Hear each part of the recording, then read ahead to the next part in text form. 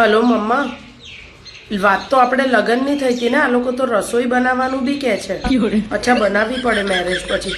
અચ્છા, હવે સાંભળ, તે મને જે લાપસી બનાવતા શીખવાડી હતી ને એ વાળી વાટકી આ લોકોના ઘરે છે જ નહીં. તો એ વાટકી તું પપ્પાની જોડે મોકલાય ફટાફટ, અધરવાઇઝ મને નહીં સમજણ પડે. ફટાફટ મોકલાવો મમ્મા.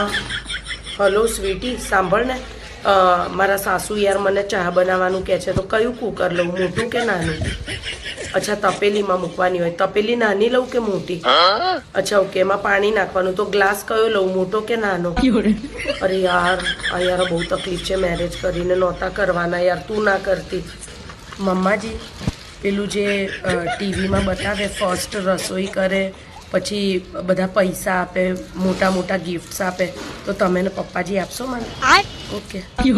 અબે યાર મમ્મીજી તો જેટલા લોકો આવે ને બધાને પગે લાગવાનું કહે છે યાર. થકવી દેશે. આજુ જીમ બી નથી